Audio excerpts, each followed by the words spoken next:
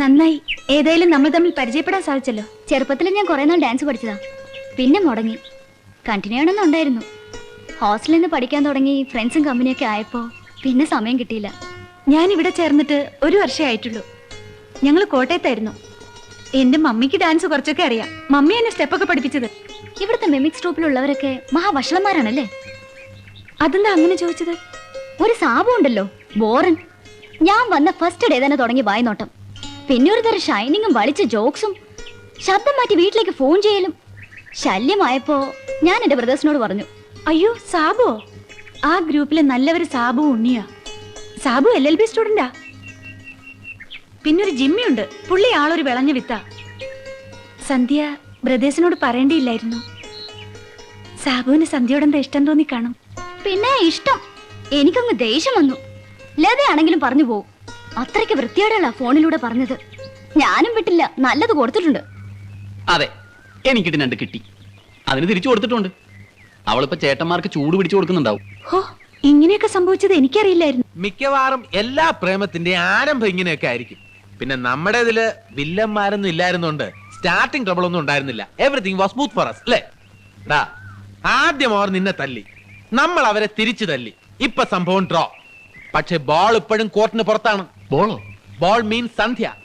ഇനിയിപ്പൊ നിന്നെ കുറിച്ച് ഓർക്കാൻ സന്ധ്യക്ക് ഒരുപാട് കാര്യങ്ങളുണ്ട്. പിന്നെ ലതയുടെ അഭിപ്രായം കൂടെ കേട്ടപ്പോ സന്ധ്യക്ക് റീതിങ്ക് ചെയ്യാൻ ഒരു അവസരം കൂടി കിട്ടി. അളിയ, മനസ്സിന് ഇഷ്ടപ്പെട്ട ഒരു പെണ്ണിനെ സ്വന്തമാക്കാൻ വേണ്ടി ഒരു അല്പം ശരീരപീഡനം ഏൽക്കുന്നതിൽ എനിക്ക് സന്തോഷമേ ഉള്ളൂ. എടോ ലതേ, ഇനി എല്ലാം തന്റെ ഇരിക്കുന്നത്. സാബു പറയാതെ തന്നെ ഞാൻ നല്ല ഇൻട്രഡക്ഷനാ കൊടുത്തിരിക്കുന്നത്. പിന്നെ ഇതിനൊക്കെ ചെലവ് ചെയ്യണം. പറഞ്ഞു വരുമ്പോ ഇതൊരു ബ്രോക്കർ പണിയാ. എന്താ വേണ്ടതെന്ന് വെച്ചാ പറഞ്ഞോ. തനിക്ക് വേണ്ടത് കുറെ ഐസ്ക്രീം അല്ലേ? എത്ര വേണമെങ്കിലും വാങ്ങിച്ചു തരാം. സന്ധ്യ, സന്ധ്യ പ്ലീസ്. ഞാൻ സന്ധ്യ ശല്യം ചെയ്യാൻ വന്നതല്ല. ഒരു വാക്ക്, അത് കേട്ടിട്ട് സന്ധ്യ പോയിക്കോളൂ. പെട്ടെന്നുണ്ടായ ഇമോഷണലി ഞാൻ ഫോണിലൂടെ എന്തൊക്കെയോ വിളിച്ചു പറഞ്ഞു. ഒരു പെൺകുട്ടിയോട് ഒരിക്കലും പറയാൻ പാടില്ലാത്തതാണ്. തെറ്റാണ് ചെയ്തതെന്നറിയാം. പക്ഷേ സന്ധ്യ കണ്ടപ്പോ മറ്റൊരു പെൺകുട്ടിയോട് തോന്നാത്തൊരു കൗതുകം, അതിൽ നിന്നുണ്ടായൊരു താല്പര്യം, എല്ലാവരും ആവേശമായിരുന്നു. ഇപ്പൊ ഓർക്കുമ്പോ കുറ്റബോധം തോന്നുന്നു. ഞാൻ ഇനി ഒരിക്കലും സന്ധ്യ ശല്യം ചെയ്യാൻ വരില്ല. കഴിഞ്ഞതൊക്കെ മറക്കണം. വരട്ടെ. ബൈ ചേട്ടന്മാരുടെ തല്ലു ഭയന്നാണ് ഈ പിന്മാറ്റമൊന്നും കരുതണ്ട. സ്നേഹം എന്നൊക്കെ പറയുന്നത് ഒരിക്കലും പിടിച്ചു വാങ്ങാൻ പറ്റുന്ന ഒന്നല്ലല്ലോ.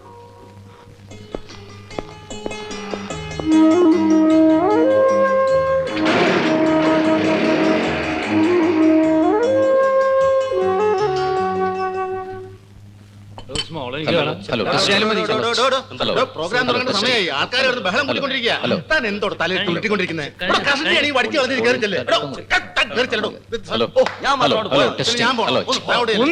താൻ വലിയ വർത്താനം പറയണ്ട. നേരെ എടുത്ത് പോയി. മതി മതി മതി. ഇനി ഒരുത്തണ്ടായിരുന്നില്ല, അവനവിടെ പോയി. തന്നോട് വെള്ളം അടിച്ച് സ്റ്റേജിൽ കയറുന്നത് ഞാൻ പല പ്രാവശ്യം പറഞ്ഞിട്ടില്ലേ? ആശാനെ സ്വല്പം അടിച്ചിട്ട് കയറിയ പെർഫോമൻസ് നന്നാവും. താൻ ചങ്ങനാശ്ശേരി പ്രോഗ്രാമിൽ വെള്ളം സ്റ്റേജിൽ കയറിയിട്ട് തന്റെ പെർഫോമൻസ് ഞാൻ കണ്ടതാ. താൻ നശിപ്പിച്ച് കുളമാക്കിയോ? അതെ, സ്റ്റേജിന്റെ മുമ്പേ കാണാൻ കൊള്ളാവുന്ന പെങ്കൊച്ചുങ്ങൾ വല്ലതും ഉണ്ടെങ്കിൽ എവ അവരെ നോക്കി വായം പൊളിച്ചിരിക്കും. മമ്മൂട്ടി അവനെ കൊണ്ട് വെള്ളം അടുപ്പിക്കരുത്. ഇയാള് വലിയ പുണ്യാണ്. അയ്യേ, ഇതെന്തൊരു വൃത്തികേടുന്ന. അങ്ങനെ കളഞ്ഞാൻ പറ്റൂല, അകത്തോട്ട് കളയാം. ഈ കാലഘട്ടത്തിലെ ഏറ്റവും വലിയ കലാമാധ്യമമായ സിനിമ നമ്മളെ മാത്രമല്ല ദേവലോകത്തെ പോലും സ്വാധീനിച്ചു കഴിഞ്ഞു. വിശ്വാമിത്ര മഹർഷിയുടെ തപസ്സിളക്കാൻ ദേവേന്ദ്രൻ അപ്സരസുകളെ ഭൂമിയിലേക്ക് അയക്കുകയുണ്ടായല്ലോ. ആദ്യം അയച്ചത് മാദകമോഹിനിയായ ഉർവശിയായിരുന്നു.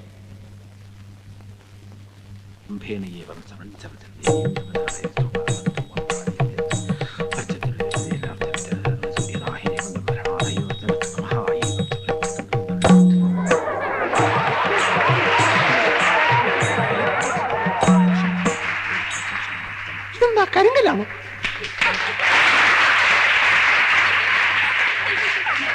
ദേവേന്ദ്രൻ രണ്ടാമതയച്ചത് വിശ്വസുന്ദരിയായ മേനകയാണ്.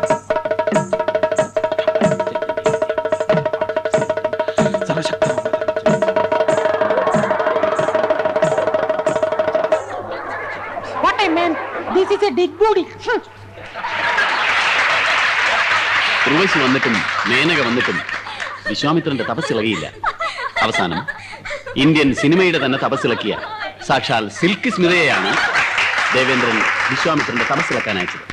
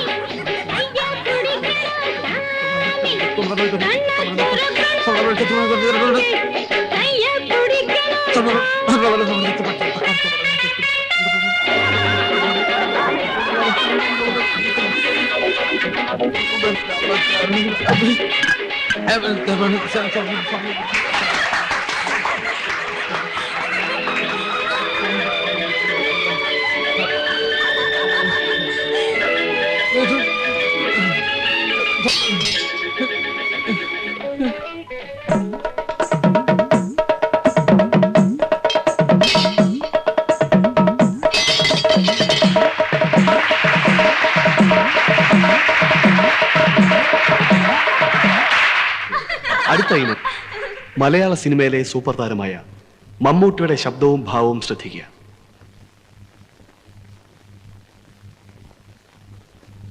വേടനോട് തൊടുത്തു മരിച്ച അച്ഛൻ ആദ്യം എന്നെ തോൽപ്പിച്ചു. സ്നേഹം പങ്കുവെക്കുമ്പോൾ കൈവിറച്ചുപോയ ഗുരുവിനെ തോൽപ്പിച്ചു. പൊന്നിനും പണത്തിനുമൊപ്പം സ്നേഹം തൂക്കി നോക്കിയപ്പോ കാമുകി എന്നെ തോൽപ്പിച്ചു. തോൽവികൾ ഏറ്റുവാങ്ങാൻ ചന്തുവിന്റെ ജീവിതം ഇനിയും ബാക്കി. ഇരുമ്പാണി തട്ടി മുളയാണി വെച്ച് പൊൻകാരം കൊണ്ട് ചുരിക വിളയ്ക്കാൻ കൊല്ലന് 16 പൊൻപണം കൊടുത്തവൻ ചന്തു. മാറ്റച്ചുരിക ചോദിച്ചപ്പോ മറന്നുപോയി എന്ന് പറഞ്ഞവൻ ചന്തു. ഇനിയും എന്തൊക്കെയുണ്ട് പാണന് പാടി നടക്കാൻ നിങ്ങളുടെ നാട്ടിൽ? അംഗമെടുക്കും ആയുധബലവും കൊണ്ട് ചന്തുവിനെ തോൽപ്പിക്കാൻ ആണായി പിറന്നവരാരുമില്ല. മടങ്ങിപ്പോ മക്കളെ.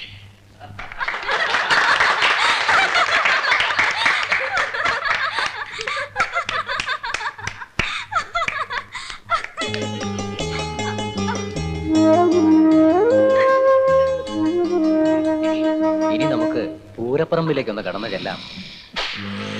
ട്രൂപ്പ് മാനേജർ ആരാ? ദാ കിടക്കുന്നു. ഹലോ ഹലോ, ആരാ?